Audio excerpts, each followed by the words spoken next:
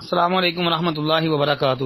محترم بھائی کی پہلا سوال وہ یہ ہے کہ خوارج کو نبی اکرم نے جہنم کے کتے کہا ہے۔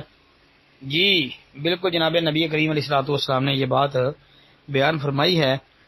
مسند احمد کے اندر یہ بات موجود ہے، 19415 نمبر حدیث، حسن درجے کی حدیث ہے جی، سند اس کی حسن ہے۔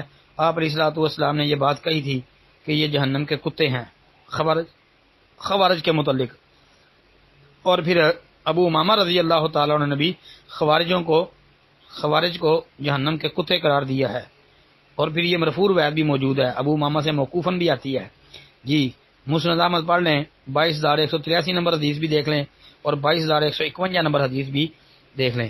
اور پھر یہ بھی سامنے رکھ لیں جو صحیح بخاری میں 5058 نمبر، صحیح مسلم میں 1064 نمبر روایت ہے کہ نبی علیہ الصلوۃ والسلام نے فرمایا تھا کہ یہ قرآن پڑھیں گے جو ان کے خلق سے نیچے نہیں اترے گا۔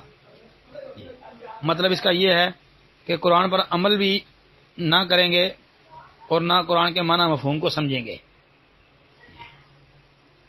السلام علیکم ورحمۃ اللہ۔